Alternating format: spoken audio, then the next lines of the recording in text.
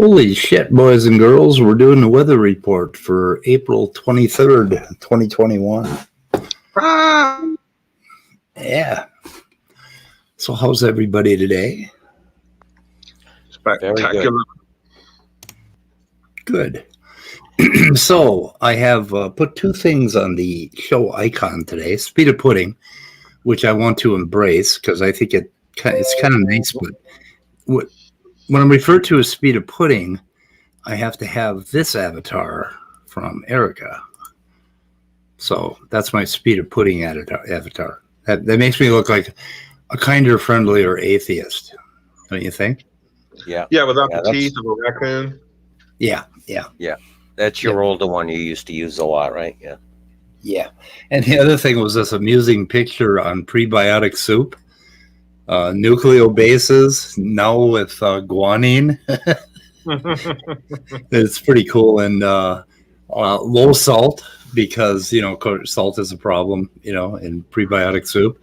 And it refers to an article, and I linked, there's a little article in Chem Views magazine that talks about, it's a paper about UV, and I also linked the paper. We went out and found the paper and linked those two things. We're not going to talk about the paper, but because I use the icon, I thought I should link it. So I was looking for something cool. That is the coolest picture I have seen on a chemistry article in a long time. So yeah, I love it. I think we should use it more. So, and then last night, Sal Cordova did a thing which we're going to talk about. But in the meanwhile, I would like to show a video. So, hey, I see there's a video in the private chat there. What, Scott, you posted that? Yeah. That's. Did you get the email that I sent you? That was the video I sent you, right? Yeah, I did. Yeah. Okay. Yep. So, and also Orge.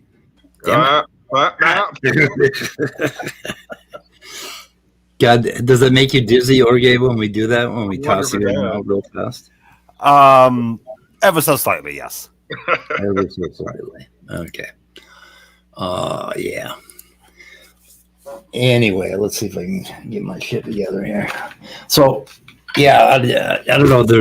We should devote a whole couple of shows to Darth Dawkins, and I've got some cell stuff today.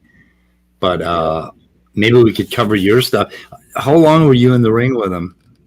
Me? Yeah. So I posted just my paw on my YouTube channel, and that's about a little under a half hour. So that's a long time to be in the ring with the Darth. That's right. With no rage quit. I was booted because he kept trying to say that's okay to insult me because Jesus insulted people. And then I asked him, so are you Jesus? And that was the line. Oh, I missed that. I was kind of like at this. I was watching like of course, I'm bouncing back and forth because you had Jefferson had a live stream going too. Yep. So I'm like trying to watch them both at the same time because on Tangelo right around that time went over to Jefferson's. So everybody was talking about it because Jefferson had just finished up right before you. And did you see Jefferson's too? I showed up at. I kind of did what you did. I kind of ran back and forth when Jefferson was on. Yeah. And then, I just jumped in as I said I half a bottle of wine and me thought, what the fuck, Yeah. Yeah, he's always an interesting character to tackle. That's for sure. I wouldn't say he's interesting. I'd say he's like he's nothing novel about what he does. He's Right. just kind of more well known than others, which is the sad part, you know. Yeah, and it's his technique, really. I mean, right? He's a dick about it, right? Yeah. So, He's better at being a dick than other people that try to be dicks. Yeah. right, yeah. So I guess that's a good way to describe it. Not to say he's a good dick. The dick doesn't feel good. He just hits you with it more than you expect.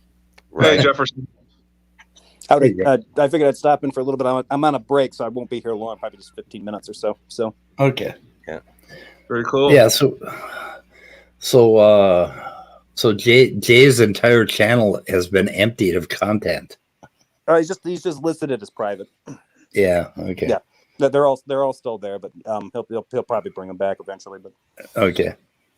Yeah, that was concerning. But there's one piece up there, I think, that's still up there, and that was the Darth Dawkins thing from the other night, right? Or was that from you? I'm so confused. I made a few of my videos private. I think I've got like the most recent 6 or 7 are still on there, but a lot of my older stuff I kind of made private because we were hearing some nonsense from some people. So Okay. Yep. So interesting. Well, we wanted to. Are people going after like you mirroring streams, or what are they going after? Do I need to be worried? No, I mean there was like I'm not real great at like kind of maintaining my Discord server, and I've been I'm not real great with Discord anyway. But there was a possibility that somebody was in there posing as someone other than themselves, kind of looking to get info. Then it came out a little later that an individual was like, "Hey, I'm looking to get these guys, the spatchcocks, to dox themselves," which it's like, okay, so you're actively looking for personal information, so you can then go and dox people. It's like, for the most part, I'm not really all that worried about it. I don't really have much of a profile. And if they find personal information out about me, it's like, go ahead. Sure. And if they do try to dox away, then it's like, I'm not even sure why this particular guy is even targeting me. I don't even think I think we've talked maybe once, and it wasn't, we weren't going after each other. So I don't even know why he cares. But yeah, no, that's been the only reason, is to kind of tighten up security and stuff. Just not really give them, if they're looking, if somebody says like, I'm looking for as much ammo as I can get on you, well, it's like, okay, well, you know what, you're not. I'm just going to private, these videos because if you want to watch them and comment on them, great, do that. But when you openly say, I'm looking to fuck people up. They're that good Christian spirit, right? Yeah. Good Christian spirit, yeah. So yeah. I did start while I was waiting for this to start. I was watching your video, Ogre, and with you talking with Darth, and he rolls right back into the script, rolled right back into it. Yeah, it was creepy, right? Yeah. Yeah, he just doesn't. And the weird thing is that he sort of did the same thing with you, where he keeps trying to steamroll that foundationalist thing in there, like, right. Oh, so if you don't believe in that it's a mind, then you believe in the foundational thing that's not a mind. Like, I didn't concede to the foundational part. What the hell are you talking about, right? Yeah. He just keeps trying to pack as much stuff in. It's like, you're not actually asking questions. You're just saying things that are sentences with question marks at the end of them, right? Like he's leading witnesses. Like if he were a lawyer, he'd be drummed out of court for doing that. Right. Shit. Like you can't just go hunting for the answer you want. If you're curious, then maybe you ought to ask them a question, then let them answer. And he was, the best part was from the jump. He asked you why you don't believe, why are you an atheist? And you try to give it some kind of context to a relatively brief answer, and he jumps you before you can answer. I don't want your biography. Yeah. It was. I'm used to conversations. I've talked. Plenty of other theists on here, like Maddox and stuff, can be very disgruntled, but at least it's a talk. It's a two-way street for the most part. Yeah, I couldn't even finish my first sentence. I didn't get to any punctuation marks before I was yelled at for talking too long. I mean, it's pathetically transparent at this point that he's basically like, hurry up and let me win. Hurry up and let me win. What the hell? I'm going to win this conversation. You just don't know it yet. So, Orge, did he ask you how is it your God doesn't exist, or something like that? How it doesn't exist? How is that? That's the dumbest question I've ever heard. The phrase that he gave was something about ultimate place of facts or something like that. What is the ultimate absolute foundation for all and the source of all possibility? The source of all possibility. That right? Yeah, I've never heard that phrase in my life. Yeah. You know, I'm sorry, I can't concede to something. The problem, Orge, is that you're not focusing. You're not focusing. And I'm you gotta focus. And I'm an idiot. And you know, if he said it just a little bit faster, it would sound just like Julia, what's her name? The actress, Julia Roberts, when she played Tinkerbell in the movie Hook. If you remember that movie, she would say all this obscure ass reference. I know all the. If you raised a kid born in the 90s, you watched that movie a dozen times. Oh yeah, yep. But yeah, she just and as a fairy, she would just say these weird things real fast, and I thought that's what he's doing. He's basically playing Tinkerbell, except talking slow and gruff. Oh, shit. So is that his new nickname now, Tinkerbell? Well, I think so. Darth Tinkerbell. The thing it's funny because when he asks, you need to focus on what I'm saying, pay attention to the words I'm using. It's like, okay, words like absolute, ultimate, foundational, source of all possibility. Source of. Like, do you want to even begin to unpack just one of those? Because then it'll be like, you're not giving me the answer I want. I'm asking clear questions. I told him that last night. I'm like, no, you're not. You're asking ridiculous ones. They're loaded. So when you were 10 and you needed to just be really emphatic about how big or incredible something was, what words did you use? It was the hugest. It was the best. It was the Google-ophonic mostest or whatever. And that's the same kind of language. It's just it's the biggest, the baddest, the mostest. Yeah. Google-ophonic mostest. I just kind of think like, okay, well, if he's kind of running a precept with like an ontological argument. And I always kind of think like, okay, well, let's think about this. Like if the greatest God you can think of is one that serves as the foundation for absolutely everything in a reality, I can think of a God that's greater than that, one that can create an entire reality he doesn't have to serve as the foundation for. Jefferson, did you see the video? I know Speed may possibly put it on with Stephen Law. Did you see that one? The latest Tom Rabbit? Yeah, I watched that this morning. My brother told me about it. He's like, did you watch that one yet? And I was like, no. He's like, he's actually giving some answers that kind of sound like the stuff that you said to him. And I was like, exactly. Yeah. That's exactly what it was. Because you were trying to pin Darth down on that exact topic of, like you said, an ultimate and, the source of all possibility. All of that stuff is just vague. And that's exactly how Stephen Law answered it. It's all, you have to unpack that. What the hell do you mean by that? And you tried to basically pin him down. And then he turned around 5 minutes later and jumped on Orge and asked the same question.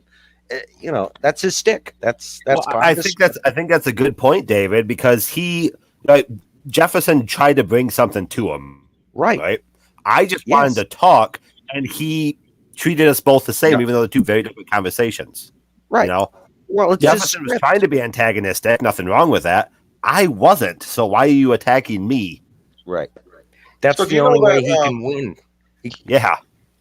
So who's familiar with that channel that he got that from? The Stephen Law was on a channel called Friction. Looks like just a bunch of interviews with philosophers. Do y'all find that site very helpful or informative?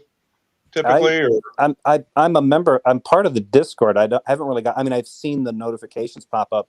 Yeah, I don't know how they do that. They get a lot of AMAs. I think they were the ones that had Massimo Pigliucci on there. Yeah, I saw that. So I don't know how it works, but basically, there's like a segment where when they're doing their AMA, it's like, "Hey, do you want to get down and dirty with this crazy old priest supper?"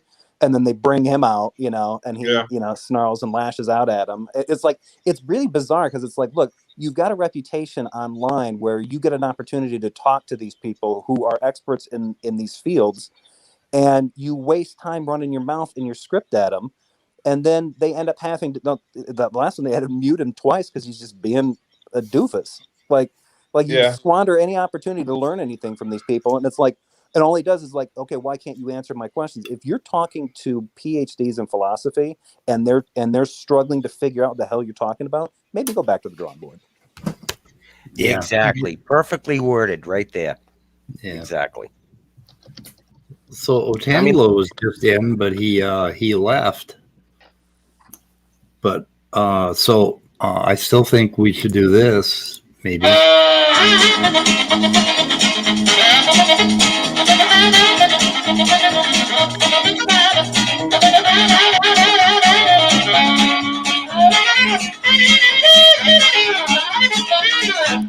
That's the long point. I wish I'd known you were going to do that because I gotta go. My break's over. But if you could you play that for me when I leave so it looks like a rage quit or something? Okay. Yeah. See you later, guys. Thanks for having me on. Okay. See you, Jefferson. Bye. See ya. Bye. Yeah. That- So Otangelo came in, and I thought maybe we should divert our stream away from Cell, and onto Otangelo, but because Orge's here and David and you guys are all Darthed up. Well, I that's up to you. This is your channel. You're in charge. No. You guys have a lot to say about which way this thing goes every day. I don't know if you realize that, but you do. Yeah. So. Well, I try to input whatever I can. I certainly don't have much to input as far as science goes. I wish I could, but I try to. So I got a question on this subject then for you guys.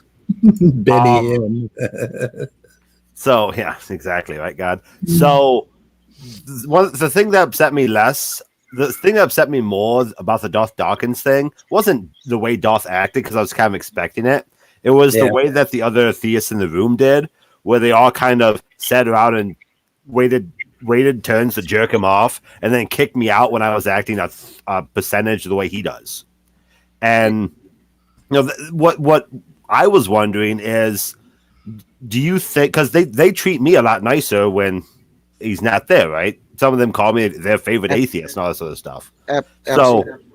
So what I'm wondering is, do you think it's just like cult of personality, like, ooh, big guy in the room, everyone behave? Or is it like, why all of a sudden are they acting so differently when Darth is around? Yeah. Well, I'll give you my opinion. I mean, Praise is in the audience right now. He's inside chat, I see. And I thought it was pretty disgusting the way Praise acted, right? I mean, he was basically kissing Darth's ass, right? And why is that? Because he believes that Darth, wins the arguments, right? I mean, that's it. And Praise will jump all over flip flop all over the place. So Praise kind of flip flops toward anybody. So and I think he suffers a little bit from nice guy syndrome. Yeah. So I don't want to criticize him for that, but yet, some of these people, who they hang out with determines what I think of them. Sort of, I don't know. So I guess I'm not going to disagree with that, because I said Praise is usually very nice to me. I've had discussion on that level of disagreement on his channel that go way the hell smoother, And I'm kind of wondering, like, if someone like, say, Aaron Ra came on here and started acting more a-holy than we usually do in the channel, like, do you think that same stuff would happen? Like, I mean, like, is it really like a flaw of character, or is it just like how that celebrity works? Yeah. I would not boot Aaron Ra. That's for damn sure. No, like if Aaron Ra was picking on Otangelo, I know. The same way Darth was picking on me. Yeah. You think it would hoot hollow Aaron Ra, or would someone say, "Hey, Aaron, calm the fuck down"?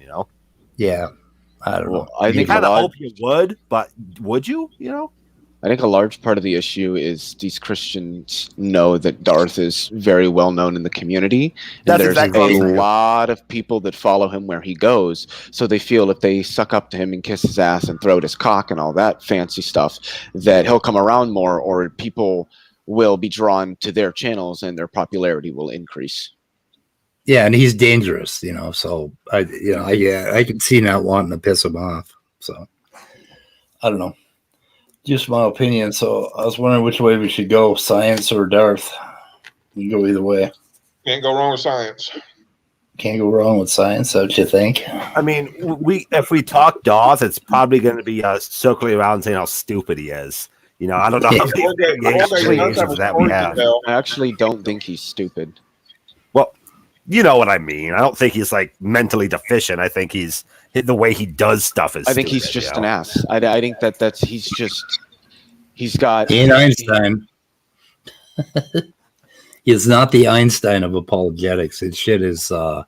His shit is pretty goddamn simplistic. What I loved is that you guys know that he loves to use all his fancy words and what is often referred to as philosoph speak when he talks to people, because he can trip them up that way. But when in our last interaction, I told him that the best way I can word my position on ethics, at least currently, is just I believe that morality or ethics is normative, and he didn't know what that meant. Yep. Yeah, I'll tell you, Leo, my opinion, you have done the best out of anybody in a really, really long time against him. He gets flustered and baffled by some of the terms and things that you bring to him, and he definitely has some major issues. And what does he do?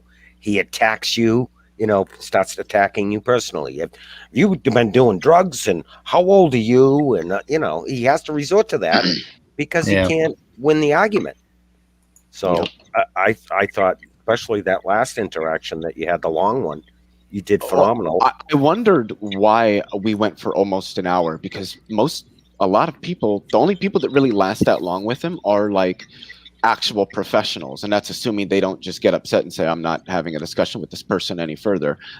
But somebody on Discord explained to me why they thought that that Darth actually expressed a little bit more patience with me, and he said that he thinks that the interaction that we had here on Speech Channel, he said he thought that Darth felt humiliated there because Darth was expecting me to be another one of these, traditional new atheists that doesn't really have any arguments for their position outside of I'm not convinced, let's be honest. And I wasn't. I was somebody who was actually capable of contending with the questions that Darth was asking. I was asking for nuance. I was demonstrating that I understood at least the kinds of questions that Darth was asking. And that threw Darth off his script, and he didn't know how to react to that.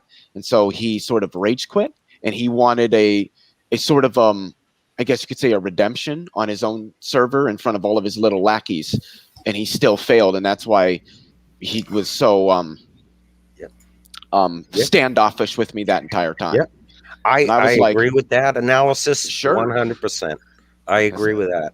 The guy that told it to me, he said, he said, I don't follow Darth the way that Tom does, but he said I've followed him for about a year and a half. He said I can tell when he's in a discussion with somebody that he knows that he's not either is not or will not do well with.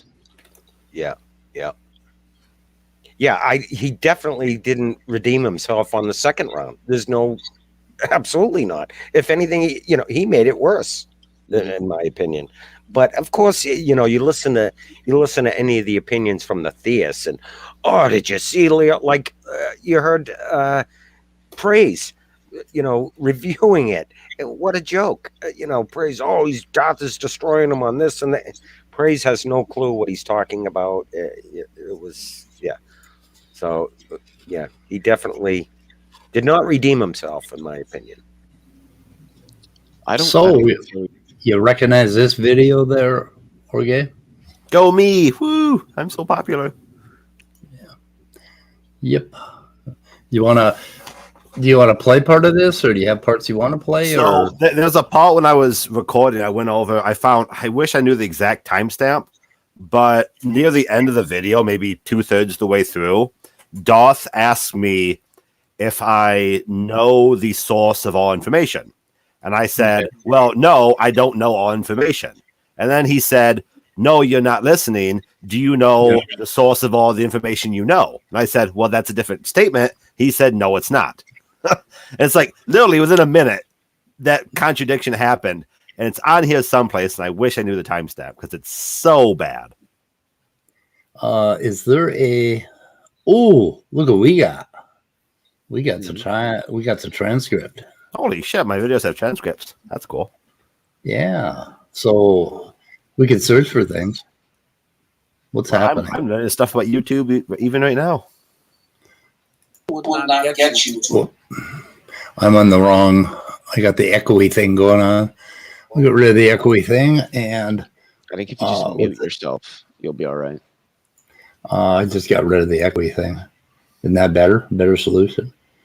Something I've wanted to do. I'm not going to put in the time because that's a lot. But I'd like to figure out how much Darth talks versus how much like I talked, because he kept accusing me of monologuing and talking over him.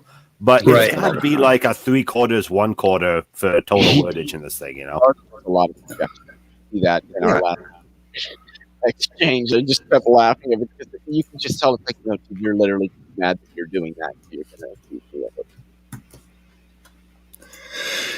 Let's see. I'm pulling a transcript on this, and maybe we could search for something or search for words or whatever. I don't know. Or you could find your favorite part if you could. Let me. What the hell? Favorite part? That's like saying my favorite shit of the week. I mean, it's all. I suppose. Let's see here. Yeah, Okay. any conversation with Darth is shit, right? Exactly. Yeah. Well, and again, I'm happy I did this because I can now say I talked to Darth Dawkins. I'm not happy I did that because I shouldn't have wanted that. I should want my conversations to be beneficial to something rather than just. You know who I want to talk to? You know who I want to talk to? You guys. You guys are the shit, man. I love each and every one of you. I'm going to go through another year. I didn't want my second conversation with Darth either. I was in the. We were talking about we were having a little discussion on politics prior, and then Darth just bursts in with morality, and then uses that to bring me onto his, or at least try to bring me onto his script. I didn't actually want that discussion. That wasn't what I was there to talk about. Yeah. I came in and explicitly said I'm not here with a plan. In case I felt like chiming in, nice to be here. He asked me why I'm an atheist. I answered him, and then he immediately accused me of a non sequitur when he wouldn't let me finish my sentence. Yeah. There you go. That's the entire conversation. Yeah, he hates it when people try to clarify or ask him for clarification. Fucking hates it. And I've said a lot in these sort of conversations. A good instructor knows how to say things in different ways. You can't just keep giving the definition if the students are understanding it. That's pointless to do that, right? But he just repeated ultimate. God, how many times did he say ultimate in our debate? 15, 17,000 times, Yeah, that ultimate shit just drives me crazy because that is okay. The words like ultimate, real reality with a capital R, certainty, all of that. Those are religious statements. Yeah, absolute. All of them are religious statements. What do you The mean only by absolute I know of is those brackets you put around a number that says it takes away the negative. Absolute value. Huh? The ABS button on the value. calculator. Anything else? I don't understand why you put absolute next to it. Absolute zero, but Yeah, that's the only other thing. Absolute. Right. What? When absolute you're talking reality? about, what do you mean? when you're talking about ultimate, right? There has to be some sort of background information to. You have to add something to that. What is it? Is there an ultimate rock? Is there an ultimate, whatever? Yeah, there has to be something. But okay, there's a whole range of theology, and I don't know how much philosophy actually gets into this, but Paul Tillich was, I think he was German-born and then moved to America, but he was a theologian who got into God as ultimate being or the ground of being, and he defined as idolatry as making that which is penultimate to be the ultimate. And so he just kind of recontextualized all of theology. That it stems from a bit of that, but this is not Tillich style theology or philosophy or whatever. So I think it's just an impressive word to them. Well, it's the same thing when John Maddox uses literally a code. Why are you putting the adjective literally in front of it? What does that mean exactly? See, something is either a code or it's not. I don't know. Yeah, literally, I guess, I don't know what the hell that would refer to the definition. You know what it's like? It's like saying, you know what? This lighter is literally blue. Yeah. What do you mean by it's either blue or it's not? It can't be literally blue. It makes yeah. Why add literally to it? What are you trying to say exactly? Mm-hmm. And obviously, you're loading your premise or your proposition with some editorial, right? By saying literally, and it's the same thing with certain or absolute and all of that. They try to reach for things that when you hash them out, okay, certainty would mean godlike clarity on the entire universe. If you were certain of something, you would have to be God. And that's why I call it a religious proposition when you say certainty. Because if you can imagine 100% certainty would require there are God. things I have 100% certainty of. Yeah, but it's a different kind of certainty. It's human certainty. It's not godlike certainty. I don't know what the difference there is then, I guess. I think a way I could explain, correct me if I'm wrong here, Speed, but I'm 100% certain if I drop a pop, it'll hit the ground, right? Yeah. There's no reason for me not to believe that. But sure, there's a possibility that something weird could happen and gravity could stop working. Well, sure. or an eagle could fly by and grab the can, right? But see, the thing is, certainty, and this is actually one point that I've heard William Lane Craig make a lot that I actually absolutely love him for, because it is a very, very important distinction to make, is that knowledge and certainty are not synonymous terms. You can know something but not be certain of it. Like what Orge was saying is that he both knows and is certain that if you drop some object, it's going to fall to the ground. But if we talk about how something could change that, I don't think that necessarily relates to what certainty is, because certainty doesn't make any statements about the state of affairs itself. Certainty is a statement about I guess you could say the level of conviction one has in their belief.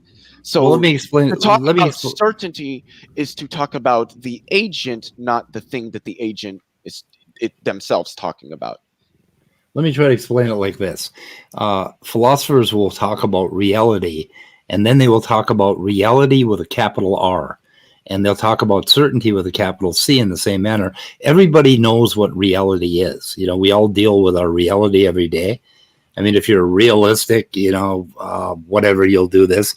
So we have a putative definition of reality that operationally works with us. We also have a definition of certainty. Okay, I'm certain there's a cat right here clawing my hands while I'm trying to move my mouse. I'm certain of that. But then there is certainty with a capital C, which they're trying to reach to. That's absolute.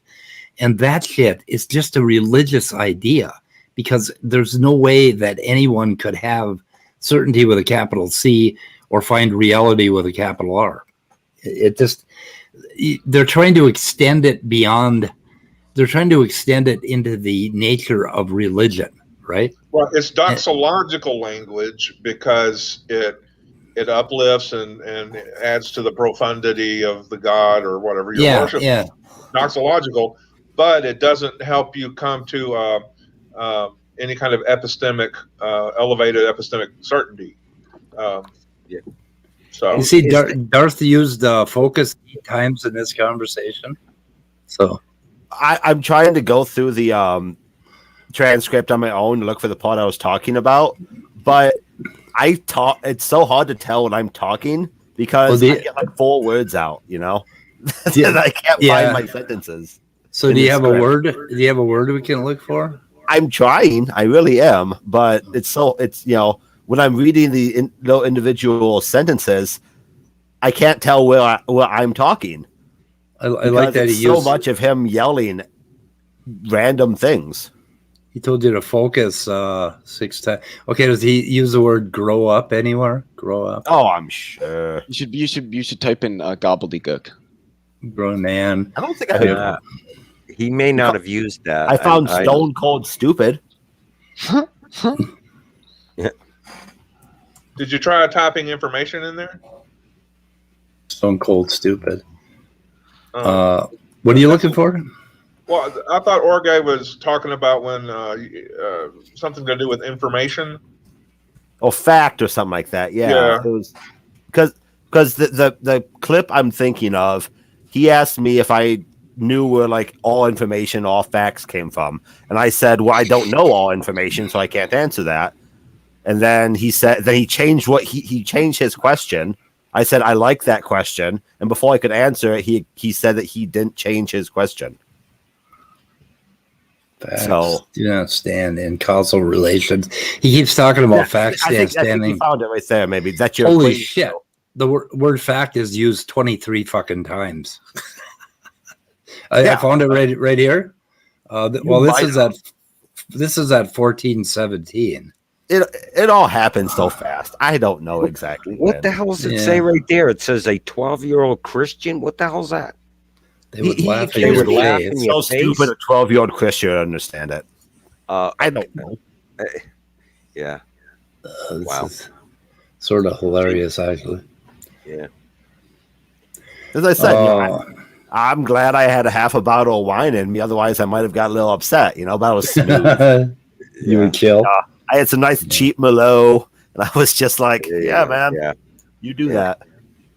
Yeah. Yeah. Until I accused him of being Jesus. That was a line too far. Let's see. Alt F Jesus is at Oh, the end. yeah, you gotta find that part. I don't think I heard that. Well, maybe I did. Here's one of four because Jesus thought I forgot that you were Jesus. Okay, that's right there. That's at 2409. Everyone I've talked to, guess what? I got news for you. Okay, so that's at 2409. Was that where you got booted? Yeah, because after that, the stream ends. Yeah, let's see if it starts up right there. Yeah, because I told him, you insult me more than I think I've ever been insulted in one of these rooms by any theist. And he said, well, Jesus insulted people all the time. So it's like, what? How is that an excuse? Jesus is an ink blot. It's one of those Rorschach tests. So that's the Jesus he believes in. That's the Jesus he sees, and it looks a lot like him. Oh, yeah. I mean, maybe my theology isn't as strong as his, but I never knew Jesus as the insulter. He was supposed to be the savior. Okay, let's just play a minute. By the way, how is it going, Daniel? Oh, you got bounced already. Hello. Yeah, I was listening to the conversation. I was there. Yeah, I remember that. So do you agree that Darth totally thrashed me? I should get off of YouTube and never speak to him again? No. And that Jesus is the ultimate insulter. Good point. He also converted me by telling me I wasn't as smart as a 12-year-old. Yeah, Darth is a bully. He was really mean to you.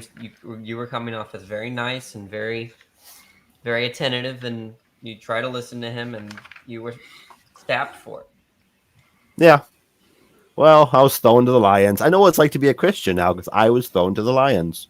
It has nothing to do with. I mean. And Praise booted you. Praise booted you. Yeah, Praise booted me. Oh, that was pretty nasty.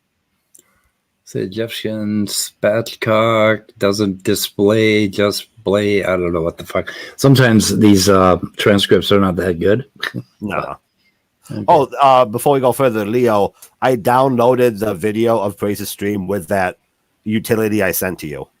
If y'all want to learn how to respond to Darth like in the best way, you should listen to Stephen Law's interaction with Darth Dawkins.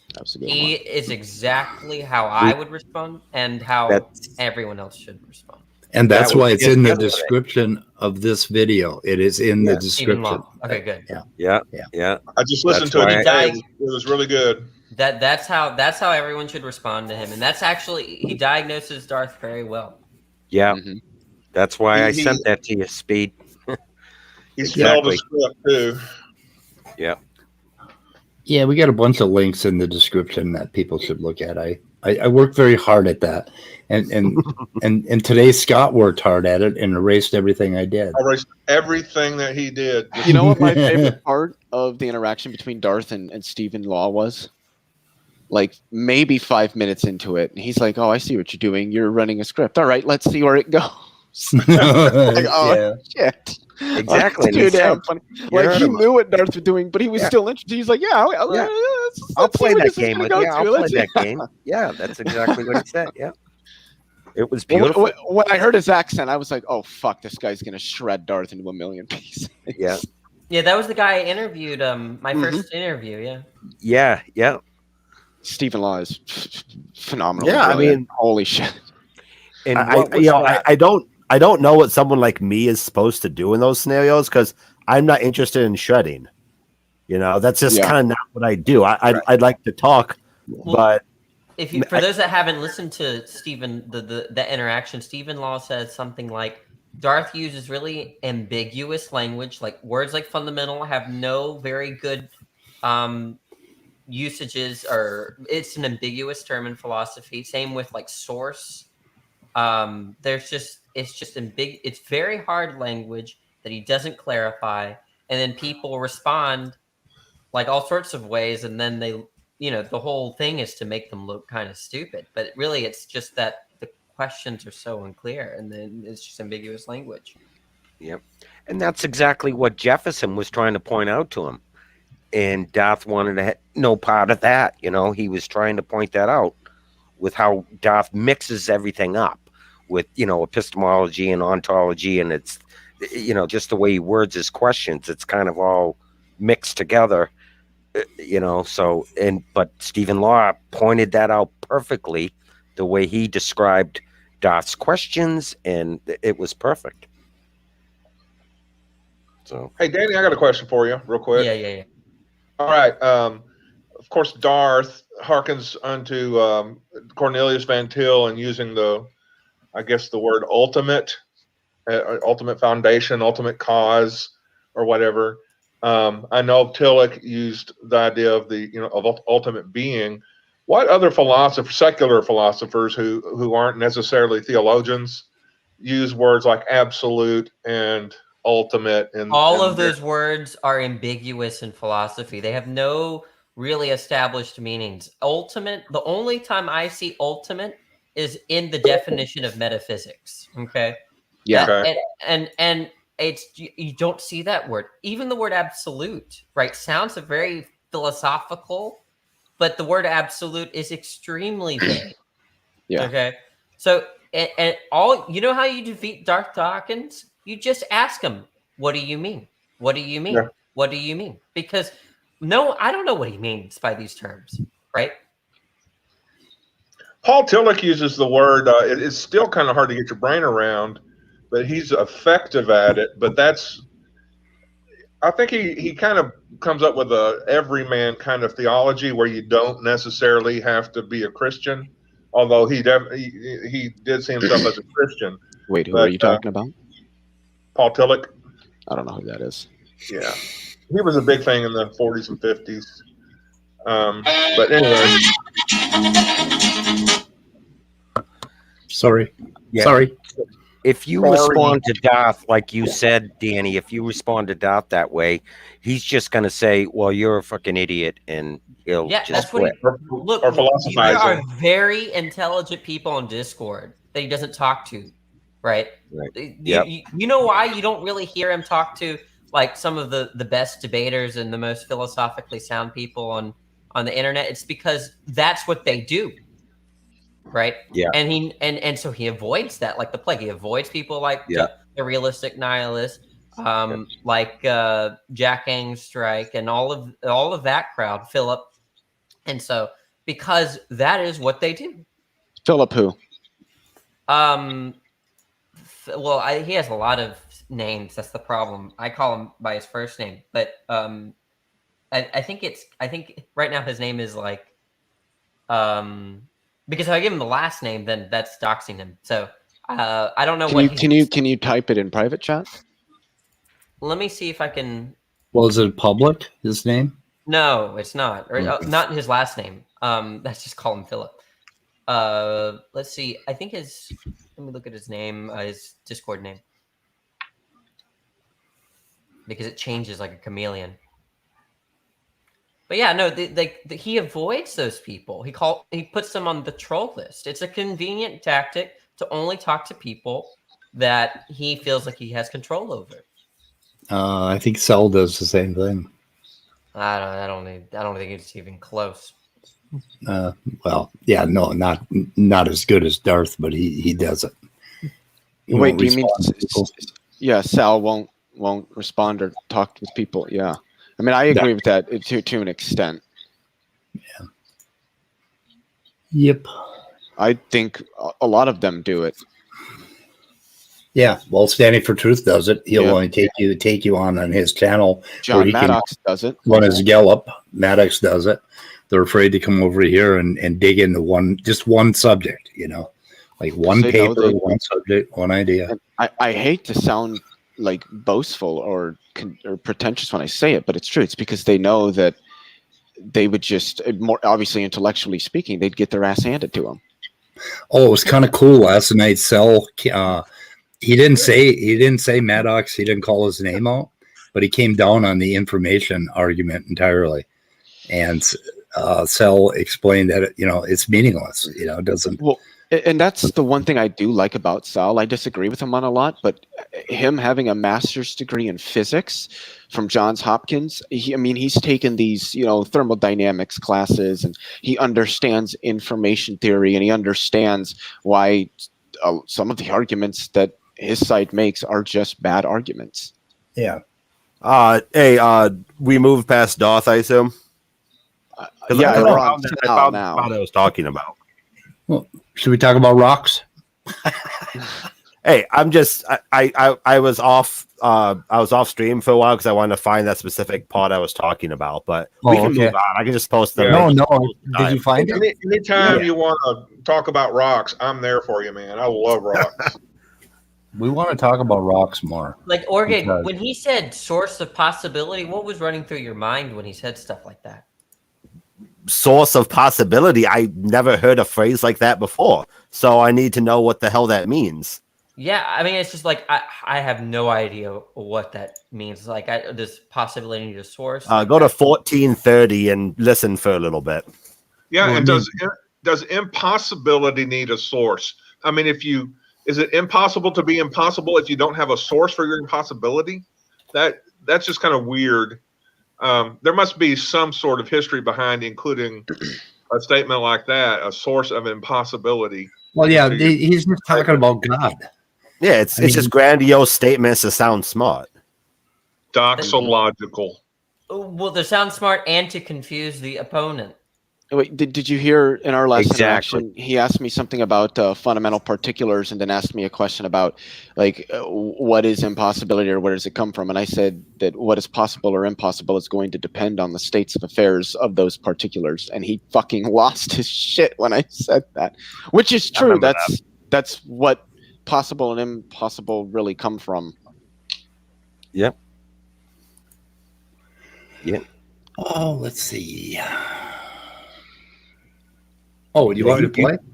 Yeah, he rambles a lot, so my apologies having to listen to him. But around here, he asked me 2 different sentences and then claims they're the same thing. So, okay, let me play it and say Danny Skins real loud if you want me to stop. Yep. Script or something. You already admitted. Listen to me carefully. Listen to me.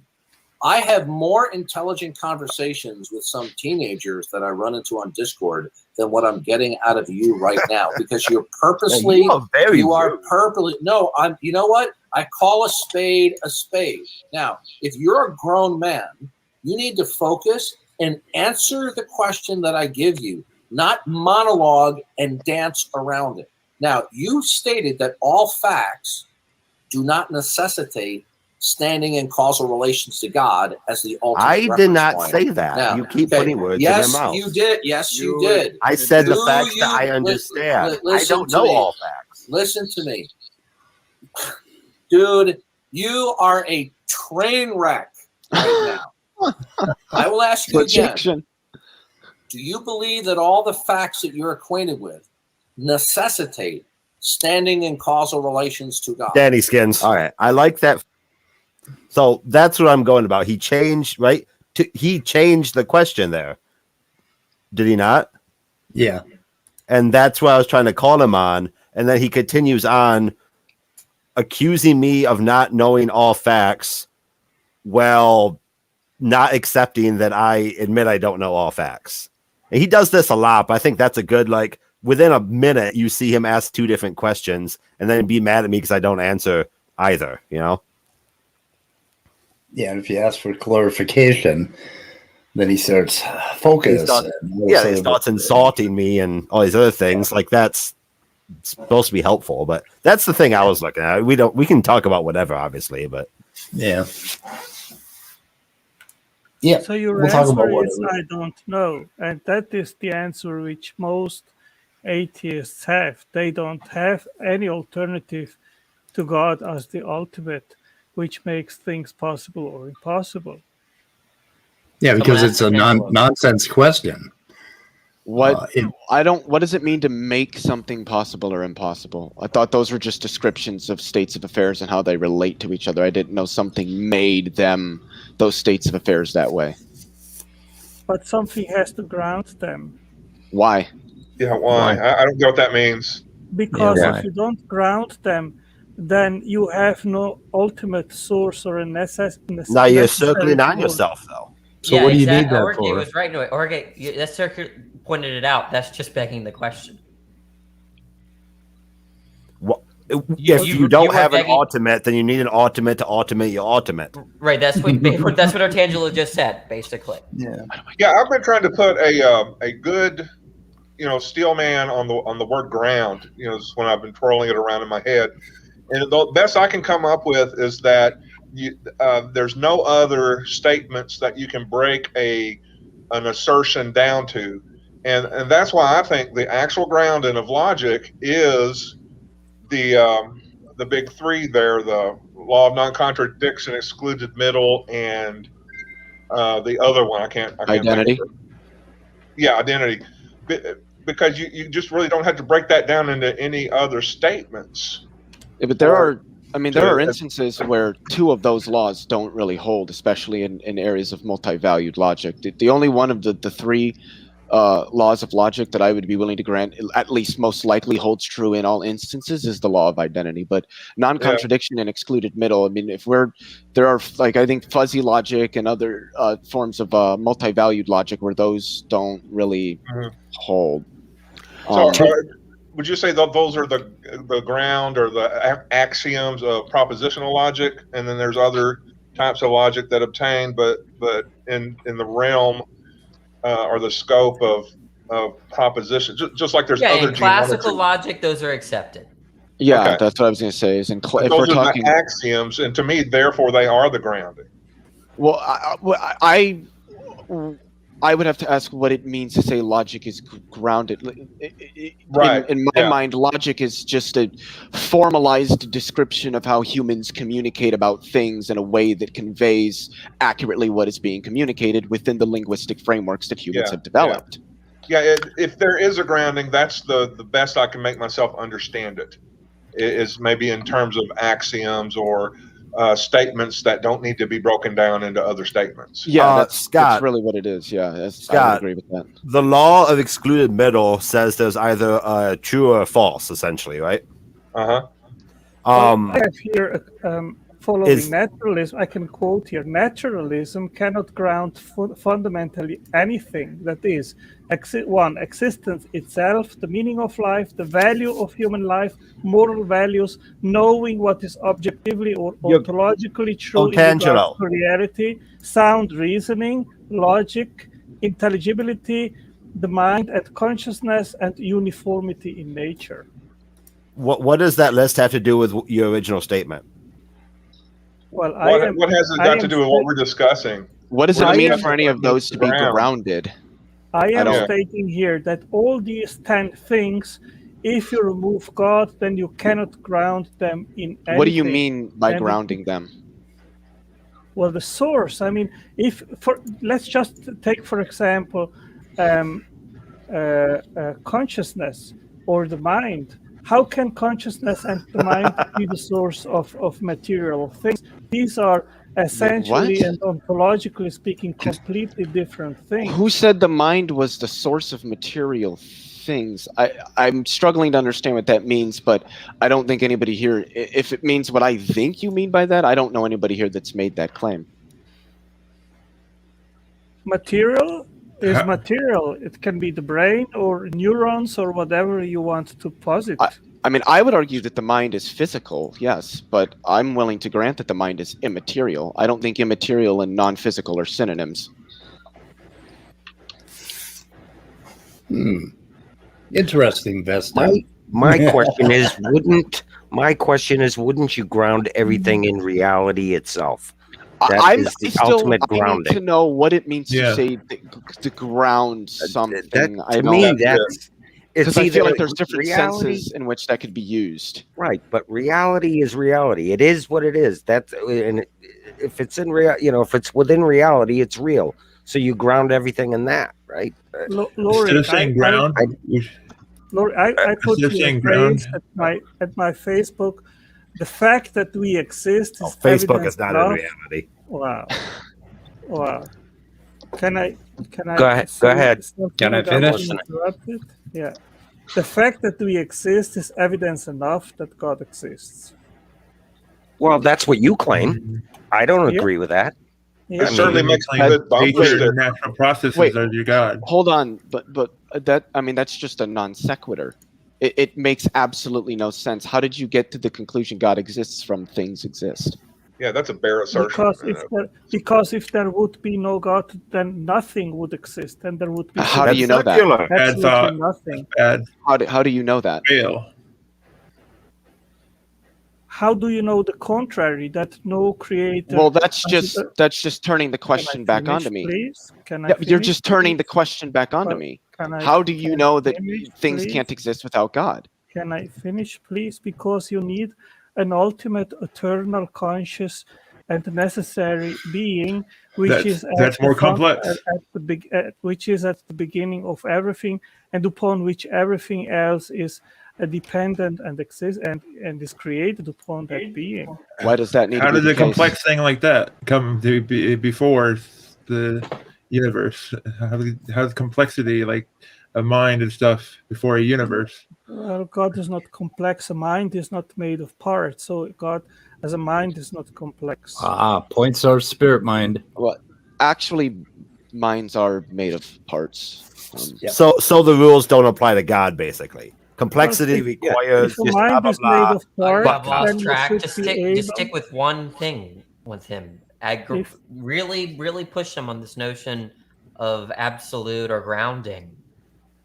Instead of saying grounding, would you say based on or based upon? That doesn't make it any easier for me to understand when you say based on. In what sense do you mean based on?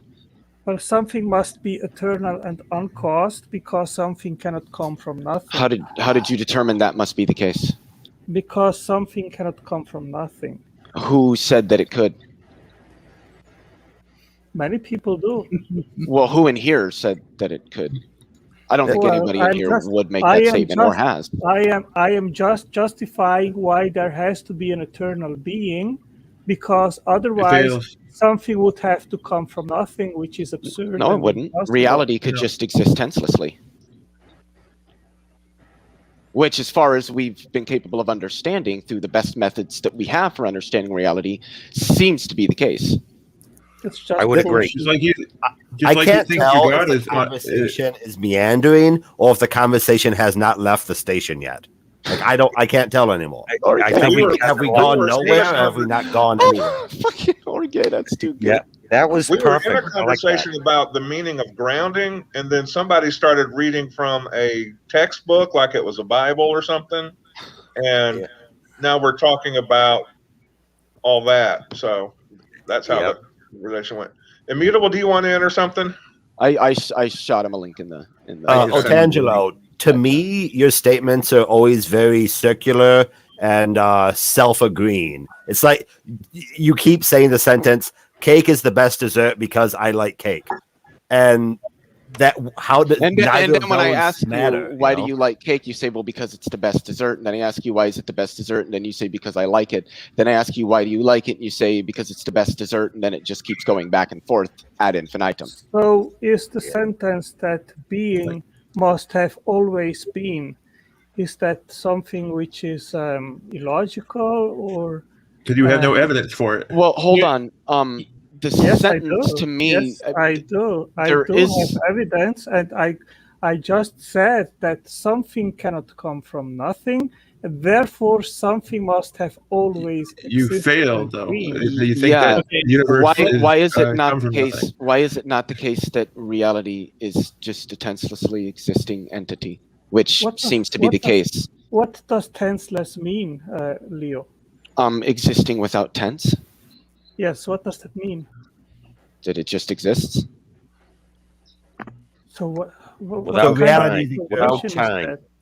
without time, right? Yes, but Basically. we are in time. Well, yeah, we are in the time. universe. Time is only relative. The universe is not in time. So how did that state of affairs come to be? We are in time. Which state of affairs? Doesn't have to come to be. The fact that Hey, we are excuse me, in guys, time. real quick. Speed, a little housekeeping thing. Speed. There's a link in the private chat I just put in. Could you put that in the description too? Yes, sir. We probably will talk about it, but I think it's interesting enough. Maybe eventually we can talk about it. Okay, so what were you saying? On time, I think Leo is referring to time in the like space-time idea. And if there's places without space-time, then therefore places without time. Would that be acceptable, Leo? Well, it's just the universe is not in time. That makes no sense to say that the universe is in time. Yeah, So because the universe is made up of space-time. I'm trying to have a space-time is a facet of reality. Reality doesn't exist in itself. Something that might be easier to sink into is that the universe evolves through time, right? Well, yes, it evolves, but it doesn't exist in time. Time is an aspect of the evolution of things in the universe. Well, it's relative too. The way I see it, time is a parameter which describes the universe at a particular. Well, yes, but it's also likely something fundamental to reality itself. But reality doesn't. Time does not transcend reality, and reality is contained within it. So when we talk about reality, when people talk about reality and how it began and how it ended, and you're talking about reality as a singular thing, it makes no sense to speak of it in those terms. Leo, question for you. Whatever the universe is expanding into, is there no time out there? It isn't expanding into anything. When cosmologists say space-time is expanding, while it can help intuitively to think of the universe like an object getting otherwise physically larger in some otherwise pre-existing space, that is not what's happening. The universe is not an object getting physically larger in some otherwise pre-existing space.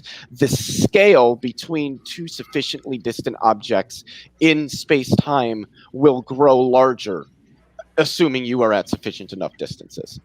It's a metric expansion of the scale in space-time rather than the universe existing as some physical object getting physically larger. I have a question. Can quantum fields or quantum fluctuations, quantum waves, and pure energy, let's say, can that exist outside of time? Quantum fields? Is that or quantum fluctuations and pure energy or something along those lines? Can that is the way I think of the way the universe was prior to the expansion. So we don't know. Possible? We don't know. We don't know. Mainly because we don't know the nature of time. Time could. The first thing is, if you look at the equations of quantum mechanics, you will notice that there's always a t in many of these equations. So time is there. But when you look at those equations, space doesn't really seem to be a factor. Time does, but space at least takes on an entirely different ontology than what we normally think of as space. And this is one of the reasons why it is hard to reconcile quantum mechanics and general relativity. So we don't really know what the nature of space-time is at the quantum level of reality. As it relates to quantum fields, if time is sort of some property emergent out of them, or what happens with quantum fields, then yeah, quantum fields could exist tenselessly. I think that it is entirely possible that quantum fields could exist tenselessly. Yeah, that's the way I look. I mean, I'm so limited. I'm so limited on what I know, but that's kind of how I look at it. When you go like back to the Big Bang, there was energy there, obviously, and prior to, I guess, and you know, you had quantum fields, you have quantum fluctuations that, you know, particles pop in and out of existence and things like that. So did that, yeah, technically right. So is there some sort of a quantum field or quantum fluctuations, a quantum vacuum, say, with massive amounts of energy or something along those lines, which caused where did that come from, Lori? Nobody knows. It probably didn't come from anything, but the question is meaningless to ask at this point because we don't have. Why not an eternal creator? Because nothing implicates that. Nothing implicates that. Why not fairies? Why not a unicorn that shits universes out? I mean, if we're going to say, well, why not this? Why not those things either? And who says we have nothing that implicates that it is those things. So why would we infer that they are? But I did want to speak on what David said really quickly. One of the main reasons that I'm interested in when we get a quantum theory of gravity is understanding inflation, because the metastable vacuum, the metastable false vacuum that existed in the universe, that essentially was the universe just prior to the actual inflationary epoch. I want to know why it was metastable. Yeah. Why was it there at all? Why was it there at all? That question could potentially be meaningless, and right now nobody has the tools to provide any meaningful answer to that question. What are why questions exactly? What? Well, what are why questions? Well, it depends. What does his mean? There's two senses in which one can ask why. You can ask why, and William Lane Craig gives a really good intuitive picture of this, and I'm going to use it.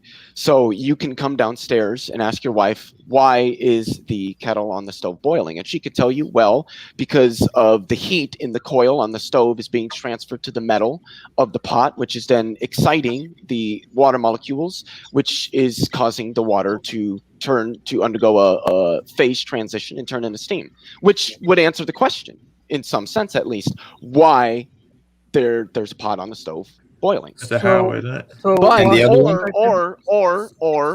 Or when you ask her that question, she could say, "Oh, I'm making some tea. Would you like some?"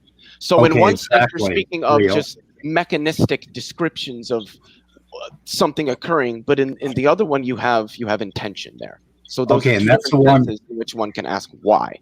Do you understand that that's the one that Otangelo is asking about? He's asking about intention, so he's begging the question. Well, I wouldn't say that he's begging the question. He's just begging the question. What you didn't let me finish what I was saying. I would not say that he is begging the question. I would say he is working from a presupposition that I am not willing to grant, and that is that intention is in some way, shape, or form required or necessary. Right. He's talking about intention. I wouldn't say he's necessarily begging the question there. He's just making a presupposition I would not grant. I have another good question. Okay, you just mentioned it, and we talked about this the other day, or the conversation was talked about, the theory of everything, or the quantum theory of gravity, right? Mm-hmm. That was brought up, I think, just a few days ago. I wanted to jump in and ask the question, and it was discussed. Now, if you talk about that, let's say you come up with the theory of quantum gravity, which is so-called theory of everything. Is that, physicists talk about that, but it's like, wouldn't that require, if you say that's the theory, that could combine general relativity, right? Wouldn't that require, that's the theory of everything, wouldn't that require to have all knowledge? Like, no. How can it be the theory of everything? The theory of everything is just combining essentially all descriptions of matter and energy with all descriptions of all fundamental forces and particles. Well, there's two ways to look at that. Yeah. One of, and I understand what you're saying, okay. But yeah, I mean, we should probably let Otangelo respond to the intention thing or whatever it was. Yeah. No, it was not because I wanted to put intention into it. But the fact is that there has to be an explanation why there was that state of affairs. I agree. At that Okay, when you say has to, what do you mean by has to be an explanation? Why is it not? Okay, why is it not possible for a state of affairs to just be a state of affairs? And there doesn't have to be an explanation. What if we don't know? Well, there is. No, I mean, there is an explanation. What if it's a brute? The question is, what is the explanation of that state of affairs? And you have also to ask, what put the second law of thermodynamics in place? Oh, don't do this. Oh, don't. Oh my goodness. Wait, hold on. No, you don't know what that is. What That's does a it nonsensical mean? question. What does it mean to say that to put the second law of thermodynamics in place? I don't understand what that means. We don't even fully understand the nature of thermodynamics. Well, for that question to make sense, you have to something which can. We know first for that question to make sense. Let's let Otangelo go, please. Okay. We know that the universe at the beginning, at the Big Bang, was in a state of low entropy, and then in the end there will be a state of high entropy where the universe is basically dead, where nothing can happen anymore. So how do you go from a state of high entropy to a state of low entropy? Well, that would be going from a state of low entropy to a state of high entropy if the universe started in a low entropy state and is working to a high entropy one. So how do you go from a state of high entropy back to a state of low entropy? You're talking about steam engine. The universe probably won't go from a state of high entropy to a state of low entropy. That's so violates the second law of thermodynamics. So thank you, Leo, for confirming that the universe had a beginning. And then you have to ask. We don't know if the universe had a beginning. Well, you just confirmed. No, I didn't. The second law of thermodynamics. The observable. It is not known that it can be broken. That means that we have to work from that which we have at hand. And that means that the universe... Yeah, but we don't have anything at hand for the origin of the universe. Well, the universe requires a cause because based on the second law, it had a beginning. Yes. No. The second law doesn't make any statement about the origin of the universe. We don't even know how far. We don't know how far back thermodynamics actually even apply in their current state. This is the problem. People like to infer things about how the universe originated, and the thing is that we have absolutely no knowledge whatsoever. We have no mathematics and no physical models to tell us about the earliest moments in the universe's evolution. So you don't have any knowledge from which to infer anything about the universe's origin. So you are basically replacing God with we don't know. That's what you're saying. Well, no. We don't know would be the no position there. Otangelo, you're applying steam engine physics to the beginning of the universe, or whatever, or what is to the theory of everything. Okay, you're not gonna use steam engine thinking on the theory of everything, and that's what thermodynamics comes from. It's working out how a steam engine works. Closed systems, things like that, mathematical. Has to do with probability. Well, the it's universe, about probability. You'd agree with that, right? Well, the universe, as far as we know, is a closed system. So isolated system. It's an isolated system. So the law applies to the universe as a whole. At the classical level, yes. Immutable. How do you know it's a closed system? Immutable wanted to say something. Universe Go ahead. Very well. It's very well. It very well might be the case that the universe could be a closed system or open system, rather, that the universe interacts with other systems is just unobservable. You're roboting like hell, Immutable. I don't know where you are, but damn. I guess I'd also I might be off topic here. I can't quite remember my astrophysics all that well, but basic thermodynamics laws do also assume a medium for this heat transfer. And if you get into space, which, lack of particles is a common thing, space's temperature is really hot, but space is very low, like heat feeling. So that might also be something, though, Tangelo, that you're not considering in this whole conversation. You can have particles that hold a lot of energy, but maybe don't give that energy out to something and just stay with that energy,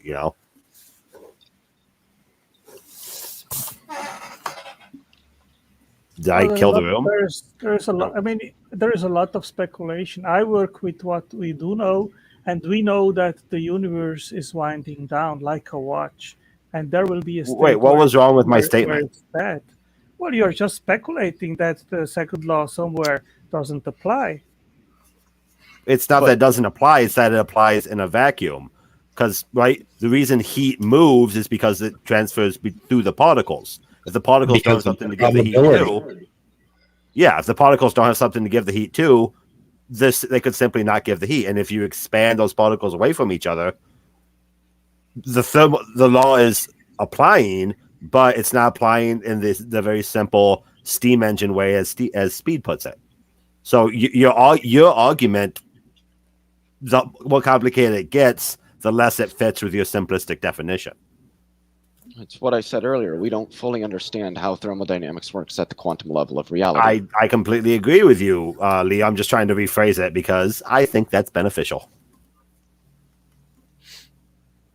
Yeah, we can always resort to we don't know. That's what I hear all the time from atheists. Of course, because we don't know. Why would we try to make bold assumptions about things we don't know when we can't really thoroughly justify those assumptions? You're just making shit up. You're just asserting stuff. Your God did it. That's just making shit up. Yeah. I'd also like to add my assertion had an argument, had a physics behind it. So you can't I don't think you could throw my assertion in with the blanket we don't know. Because I don't know if that assertion is true, but it still could be. So maybe you should show why my assertion is wrong before you go running back to no, God. Circle, cake, snake eats tail.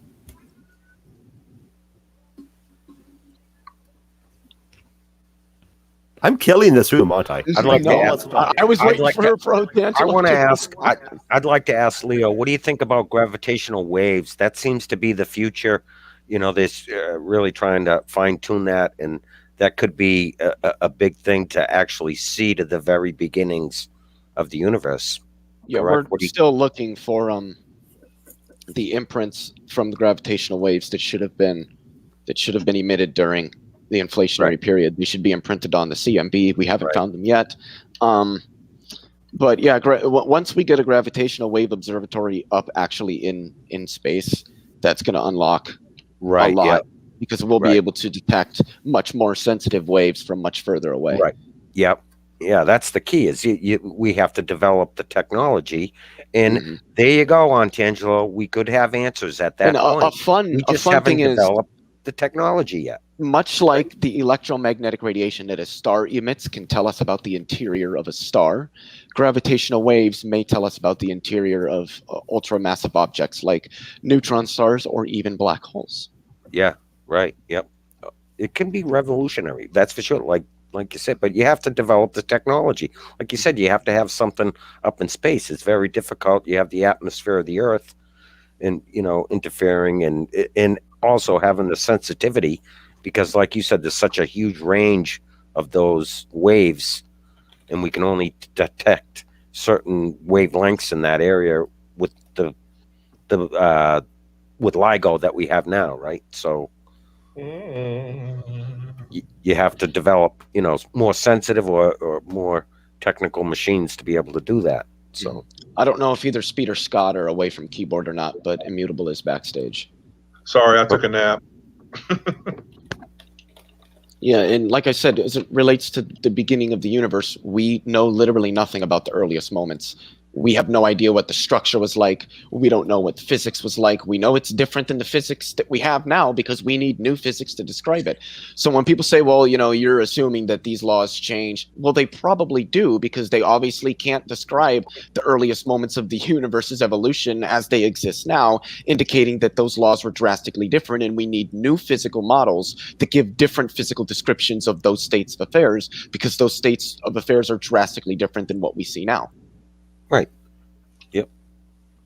And this is why most cosmologists will say we don't know, because we don't. And we don't have enough to really infer anything meaningfully conclusive. Wait a minute. Wait, we do know. Antangelo, can you give us the answers to those questions? I think you do, right? Mad now. Does he not want to play anymore? No, I just that was kind of mean. But I agree. You just can't make stuff up. You have to wait, and we have to develop better technologies to learn more things. If there wasn't anything to learn, you might as well hang it up. And the thing is, and oftentimes it's hard for me to get this far, but we don't really know if the universe had a beginning. Me personally, I think that it did, but to say that the universe had a beginning is different and means something different, especially ontologically, than to say that the universe began to exist. So while I would certainly say that, at least to me, I think that the universe had a beginning, I would not say that it began to exist. Yeah, we can't just make something up about some mythical ape in the sky that creates things, right? And I don't care how you hash it out. That's what the Christian God is. It's a human-like intentional being that exists in some other realm that makes things, just like we make tables and chairs. So because you don't know, you don't get to make shit up. Yep. That's you can do it. You just have to allow the possibilities. Yeah, you're just going to get being is the grandfather of all bears. And think about it. If you knew everything, right? If you had all knowledge and knew everything, what then? What would life be like then if you knew everything? That would suck. Well, at that point, you make dumb people and you send them to eternal torment for not just accepting. That's obviously the answer. Yeah, there you go. That was a good answer. I like that one. It's something I've heard a lot of atheists. Well, not a lot, but God, there's like one or two atheists I've heard say this. Well, can I say something? If when I finish, yes. If God does exist, we are the result of its boredom. I mean, yes, but I also wanted to say, good. Hello, beautiful people. How you doing? How's everybody doing?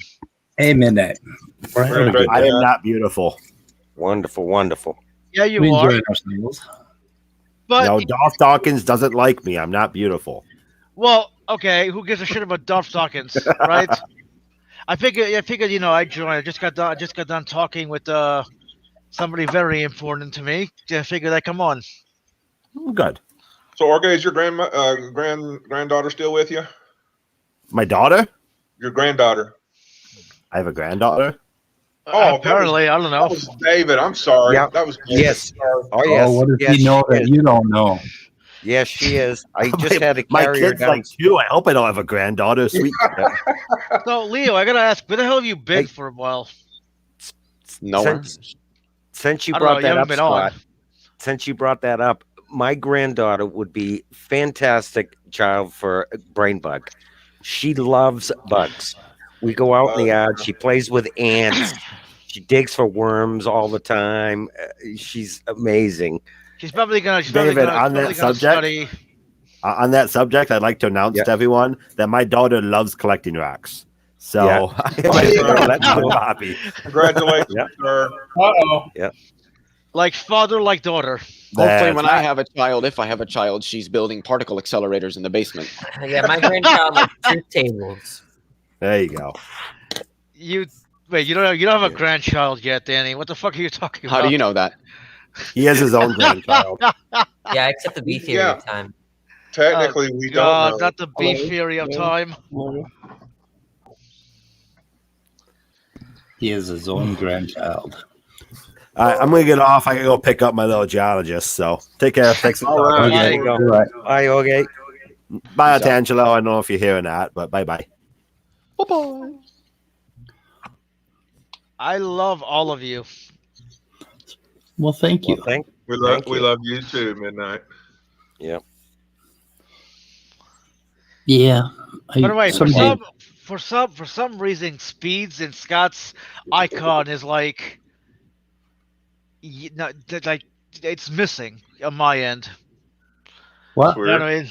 StreamYard is weird like that. I don't know why. Like everyone's icon is fine, and look who left. We're lurkers in the background. Who left? It's Mr. Destiny. Mr. Destiny. Oh yeah, his connection was bad. So yeah. People need to stop calling him Destiny because I keep thinking of like actual like political streamer Destiny. Yeah. Fine, Immutable. Is that better? We'll call him Immutable for your sake. So Mortal Kombat just dropped on HBO. Cool. HBO Max. Yeah, the remake. Mm-hmm. Did you watch it? So is the internet going to be out now to watch HBO Max? It just dropped now. I watched the 3 or 4 minute intro, and it looks kind of like I don't know if I'm gonna be able to watch it, but I'll try. Yeah, I need a good movie to entertain me. I love that soundtrack. That soundtrack, like from back in the '90s. Holy shit, I like that soundtrack. We used to play that. So you did watch Mortal Kombat? The original one, yeah. Oh, so you're not talking about the remake? The remake just dropped now on HBO. I mean, it just have you seen it? It just came out. I've been on the stream since. Yeah, so have you seen it or not? I guess not. I haven't been watching it while we're on the stream, so no. I guess I've seen it. If you see a few minutes of it, I saw a few minutes of it. Yeah. It looked Mortal Kombat-y. Round 1, fight. Yeah, it was just lots of kicking shit and doing weird shit. Really cool rope finish in the first 3 minutes. So anyway. Hey, Danny, you need to say hello to Edward. He seems to be missing you. Yeah, he wants. Edward wants to talk to you. He wants to talk to you, Danny. He's going, where's Danny? Where's Danny? Who wants to talk to who? Edward. He's got Danny separation anxiety. Yes, Danny's for you. Link in so he can come in and talk to you in person. Well, at least there's a few spots open. So. Well, since we have dead air, there's another interesting series on HBO called Made for Love. That is it's a lot better than it sounds. It's really pretty cool, funny. Made for Love, interesting. Made for Love. It's about putting a chip in people's brains to connect them, basically. What just happened? Made for Love. Okay, which channel? Which HBO Max. HBO Max. Okay, you know what? I actually paid for a month but canceled. Let me see. The purple thing. The purpley thing. Yes, I don't know what. Nobody knows what the fuck HBO Max is. I had HBO and then all of a sudden HBO Max and it was purple and nothing was different and I couldn't quite figure out what they meant by HBO Max other than it's Max, man. Mortal Kombat. I don't know. Let's see. Where's here? Search. Well, it came out in theaters today too, so somehow HBO got a hold of it. Thank you, pandemic. Don't get to say that very often. Okay, Explore.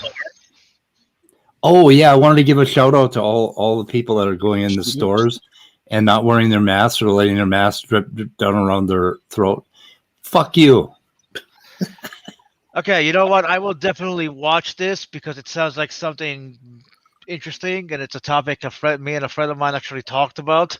How do you actually connect with people, right? Because even if you connect with somebody, you can never fully connect with them. Yeah, this is pretty dark. Watch the first 5 minutes and you'll get an idea how the series rolls. And they're 30-minute episodes, and I'm kind of taken by it. One of our friends said it was boring, but I thought the first episode might have been a little slow, but it heats up. It's good. Well, I mean, with like with premises like that, it's always meant to show like the darker aspects of something like that, right? Yeah. You know what I mean? Because one of the issues with with truly connecting with somebody is that there are no secrets between you two, right? You literally know everything. Yeah. They cover You know what that. Yeah. It's pretty good. Anyway. Eduardo, are you feeling better after your? All right, so I'm gonna mute and have Eduardo or sort of just Ed in general talk to Danny. This should be fun. Danny and Ed, you're on. Sorry, what? Oh. try to keep up. Try to keep up, son. That was anticlimactic. Sorry, hello, Edward. You can't hear you, Ed. Your lips are moving really. Yeah. Put your mic. Oh no, your mic. Provocatively. There you go. Or were you just moving your lips and not saying anything? Just fool us.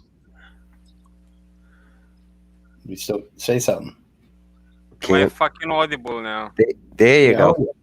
You are audible now. I am fucking audible. Danny, you motherfucker. Oh, I love that opening. I love that opening. Yes. Yes, let's do some blood. Draw some blood. Round one. Fight. Yeah. What do you mean by that, Ed? What do you mean by that? You motherfucker. What does that mean? Honestly, I think speech should hide everybody but these two, so they could go one-on-one uninterrupted. No, I fucking love Danny, and well, we don't. I don't mind Danny. We all do. We all love do. Danny because Danny's We a do. special person, and Danny's Danny our special little knows boy here on this channel. Exactly. Special in what way, Leo? You haven't figured it out? No, Danny is the coal in my Christmas stocking. What would I do without it?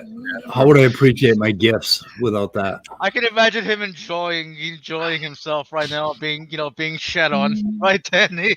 I wasn't trying to shit on him, but then Speed decided to take it that way. I don't know what y'all are talking about. I love him. I love him. God damn it.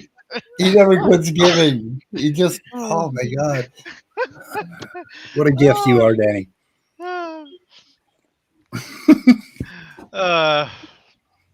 Danny loves his philosophy recently because he launched his channel, the Phil Talk, and I don't know if it's the Pill Talk or the Phil Talk. I mean, it's probably the Phil Talk because Phil philosophy, Yeah, when I first subscribed to the channel, I was expecting to see Dr. Phil, but that's not who I saw. Well, and you've seen just a little boy scared of the world and trying to make sense of. To make sense of the world. By the way, what Angelo? Yes, Ed, where are you from? Your accent. My accent is from fucking Mars. I'm from interplanetary space. Your quote, and I think that's Machiavelli in your what is called the picture, avatar profile picture, and there is people that don't, I think that's fucking grammatically wrong. All right. I gotta go, guys. Much love to you all. Be well. Bye. Leo. Bye, Leo. Leo, Bye, Leo. don't do this. Oh, for fuck's sake. Now, what was I? You were saying something about Danny? Oh. Mars? No, what Angelo? I found it. Found him with the fucking screen. I can't read says, that. hey, What does it say? it says Cool. there is people that don't think, and that doesn't make any fucking sense in English, There are people that don't think would be a proper. Yeah. isn't it? And Well. why are his eyes so fucking bright? Unless it's something up his ass. Am I? Side raccoon. Yeah, might be. I'm talking to robotically, and I'm giving the microphone to Top Dog Shadik. I believe that's exactly how he looked when he heard a Presup argument. That's, yeah. Now that's Descartes in his Avatar, isn't it? Not Machiavelli. I think it's Descartes. Yeah. Descartes, yeah, that's right. Educate me, yes. Descartes for the educated. Descartes. But he experienced, right? Wouldn't it be Descartes? Descartes, yeah. Yeah. Is Ontangelo still with us? You haven't said a word in quite a while. Yeah, he said a word to Ed. I am here. Oh, I wasn't paying close attention. My granddaughter was playing with me for a second there, so I couldn't hear very good. We've been hard on Ontangelo today, so. Yeah. What, Angelo? When you go to church, on what church do you go to? Here in Brazil, the name of the church is Igreja Quadrangular, Four Square Church. Four Square. Cool name. Brilliant. Fucking brilliant. Four Square Church. What? Wow. You're without words. Yeah, I know. That's complicated, man. So what? No, I don't need the link. But what denomination are you? What, Angelo? I am an evangelical Christian. An angelical Christian. What does that mean? Evangelical Christian. Evangelical Christian. Oh. It is a branch of Protestantism. No, all right. Did you see the study on evangelical Christianity and phallic insecurity? No. Oh, I had it up on the screen for a while. It's linked. Apparently, they did a correlation study, but I'm just saying. Is the evangelical Christianism catching in Brazil? Yes, absolutely. How do you know that? Well, the growth was exponential in the last 50 years or so, I would say. The growth is exponential. That's magnificent. That's interesting. Yeah.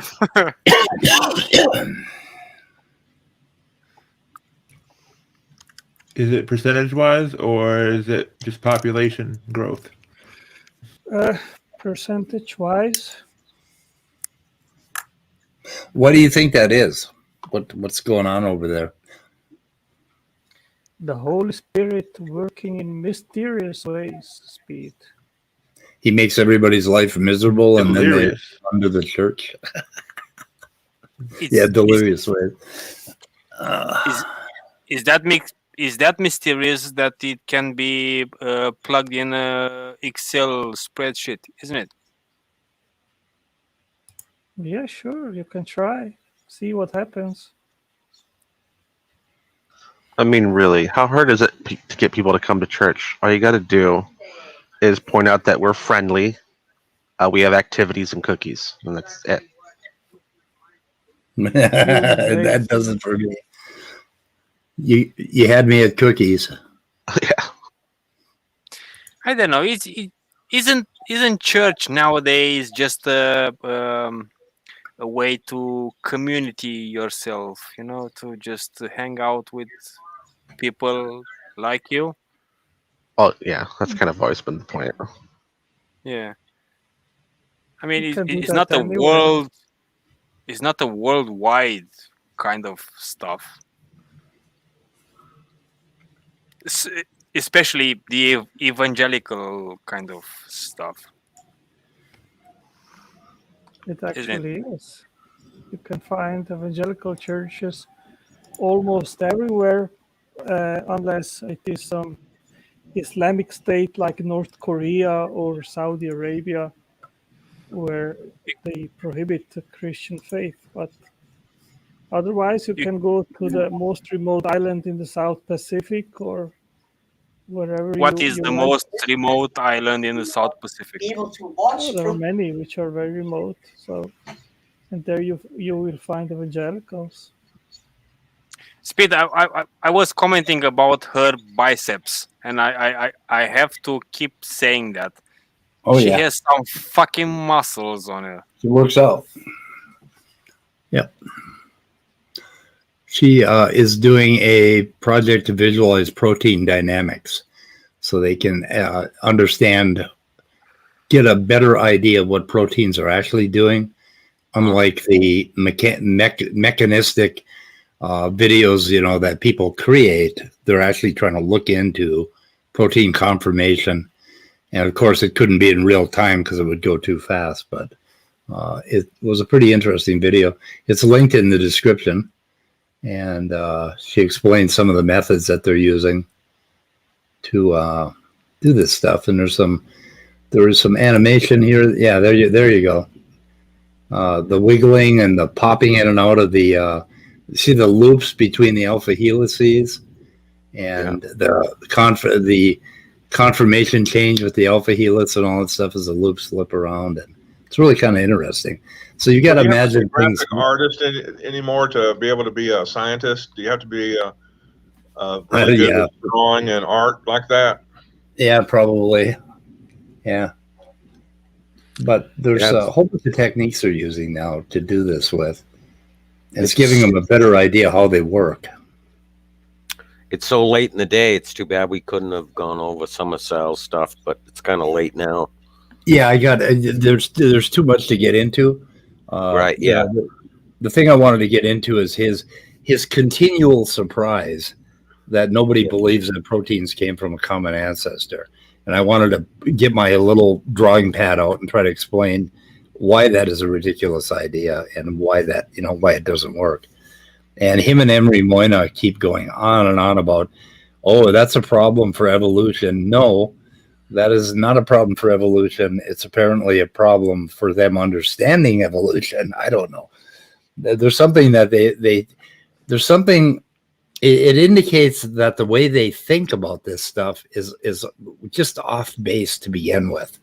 But we'll get into it maybe on the next weather report or maybe on a special cell video. So I don't know.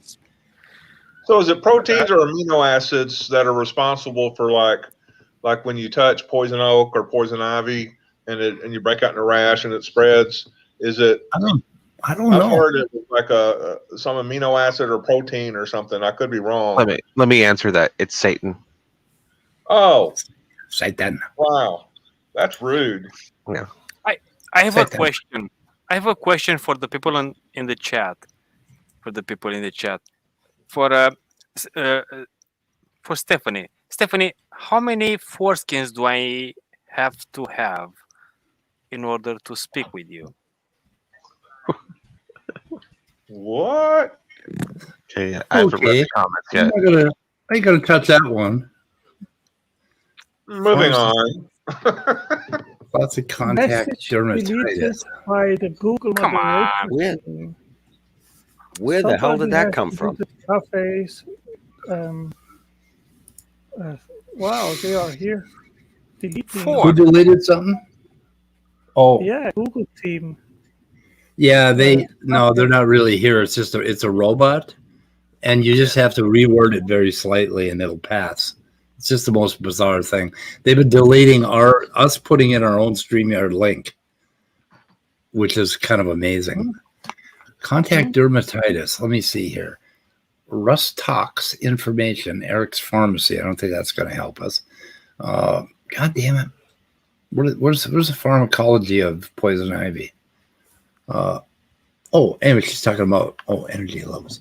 She shows some other pictures here. I kind of wanted to get to. But this is, I think, on iBiology, which has incredible talks on biology and cutting edge science. And these are the methods that they use in order to figure these things out. Oh yeah, that picture right there is kind of cool, because that's like, if you could look at the damn thing, if there's a possibility of doing that. Of course, it's nonsense to look at things at that level. Kind of what it would look like. Things tend to fly around a lot. I thought there was more innovation. Let me see here. Anyway, this is a really good site if people like that sort of thing. Where are we here? I thought she got into some better stuff here. You guys That's a lot of equations. Oh yeah. Yeah. There's a few. Yeah, this is cool.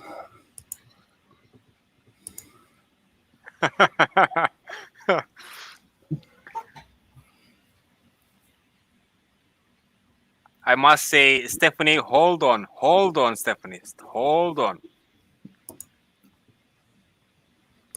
Did you push Stephanie over the edge?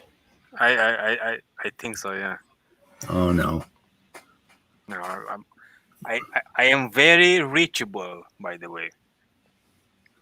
That's not easy to do. I got a Loki in front of the chat right now. Loki, could you read that for me? Oh, by the way, the series Loki starts on June 11th, I believe. Really? Yeah. He's going to be excited about that.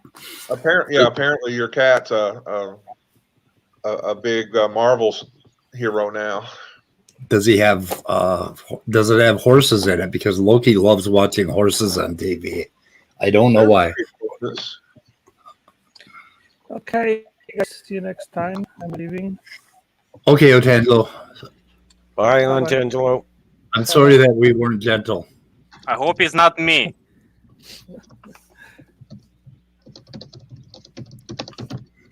Yeah, I think we can wrap her up. So we'll attend to. I just want to see if there's any more animations here. But I had a whole bunch of stuff I had queued up. Like I got a really neat thing on I'm always picking on Sal Cordova. I'm so mean. The top rated creation is Sal Cordova. Is always talking about how impossible it is for the nucleus to evolve in eukaryotes. And I found a whole lot of interesting new ideas. Well, they're not necessarily new, some are old, about how the nucleus developed. And they have gone out and found a lot of information on protein homology with prokaryotes, showing that, all of these things were in place in certain prokaryotes. And so there's a whole lot of interesting stuff. I had some stuff queued up, but we don't have time today. What else we got?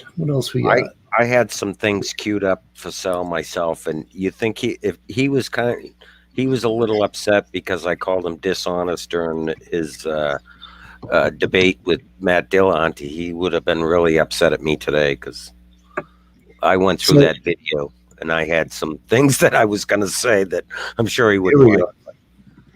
Here's a good example right here of little flip-flopping, and that one in the upper left, watching that green thing get gobbled up, and it's really interesting.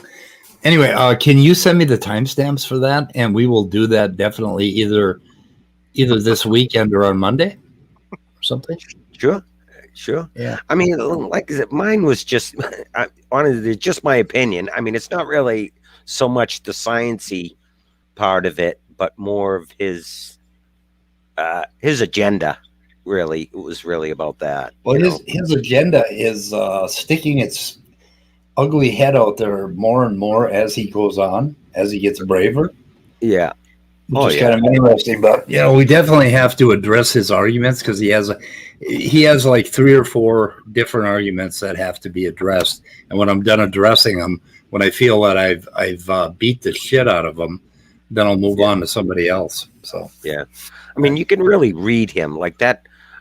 I mean, to me, my perspective, I could really read him on, the way he was presenting himself and in his talk. So, yep.